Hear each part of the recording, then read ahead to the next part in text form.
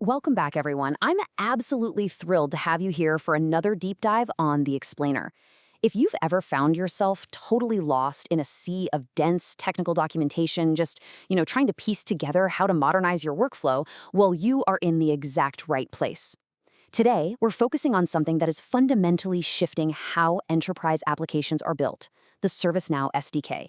We're going to take all that heavy documentation and transform it into a practical, modern developer's blueprint.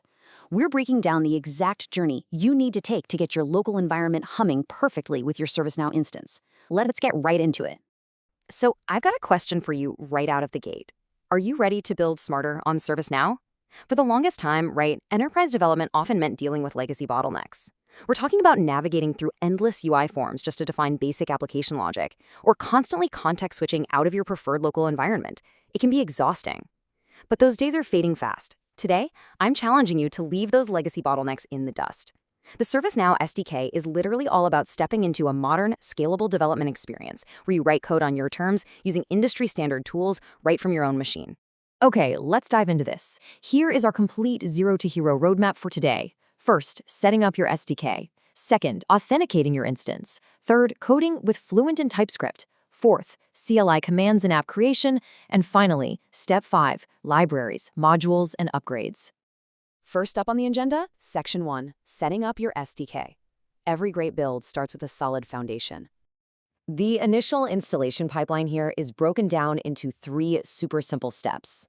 Step 1 is downloading your dependencies, which really just means getting your standard Node.js environment ready to go and firing up NPM. Step 2, you install the ServiceNow SDK itself, bringing all those powerful tools locally to your machine. And Step 3 is configuring your workspace. The big takeaway here is just how incredibly direct and friction-free this pipeline is. You aren't jumping through weird proprietary hoops anymore. You're just utilizing standard modern web development practices to get your local environment configured and ready for action in literal minutes. Moving right along to Section 2, authenticating your instance. It is time to securely connect that brand new workspace. When you're connecting, you essentially have 2 primary authentication paths to choose from. First up is Basic Auth.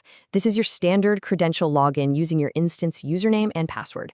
It's quick, it's super familiar, and it gets you connected instantly, which makes it perfect for a rapid local test or a personal sandbox. On the flip side, we have OAuth, which is an advanced token-based authentication. If you're developing in an enterprise environment with strict security compliance, OAuth is absolutely the path you're going to take. Neither one is inherently right or wrong. It's really just about choosing between standard convenience and enhanced security, depending on how strict your working environment is. All right, Section 3, coding with Fluent and TypeScript. This is where the real action happens.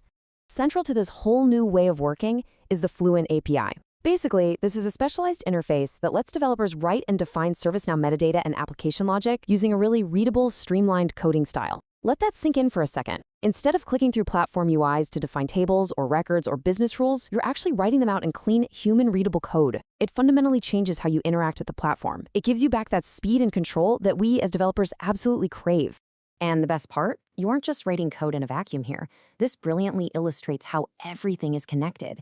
You get native TypeScript integration, hello, type safety and error checking before you even compile, plus a beautifully structured code base.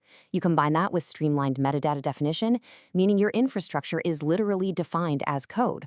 And wrapping all of this together is the dedicated Fluent language extension for VS Code. It creates this incredibly powerful, unified workspace. Your autocompletes, your syntax highlighting, your real-time error tracking, it's all right there. You finally have an excuse to never leave VS Code. It's a wildly cohesive developer experience. Okay, Section 4, CLI commands and app creation. Time to command your environment. Now, what's really interesting about the setup is how the command line interface categorizes your starting points into 2 main functions. The create app command handles your zero-state scaffolding, meaning it instantly builds out the entire directory structure and necessary files for a brand new native ServiceNow application. Boom, ready to go. But check out the convert app command right below it. This is huge. If you have legacy applications built the old way, you aren't stuck with them. The SDK gives you a direct command to transition those legacy builds straight into the modern SDK format. So you can build the future, but you can also easily bring the past along with you. The main thing to remember here is simple. Command your environment. You can build, manage, deploy, and convert applications directly from your terminal. Honestly, the empowering nature of this SDK CLI cannot be overstated.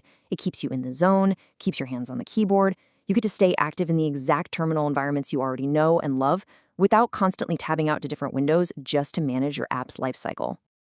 And finally, Section 5, Libraries, Modules, and Upgrades. Let's talk about scaling this up. Let's move ahead and see how this builds out your capabilities. The SDK allows you to seamlessly integrate third-party libraries. Think about all those incredibly useful NPM packages you already use in standard web dev. Well, now you can bring them straight into your ServiceNow workflow. Although, maybe try not to download half the internet into your node_modules folder. You can also create custom JavaScript modules to keep your code dry, don't repeat yourself, right? And super maintainable. Ultimately, you're utilizing external code assets natively. You are no longer restricted to just the out-of-the-box functionality. Your boundaries are pretty much just limited by the broader JavaScript ecosystem.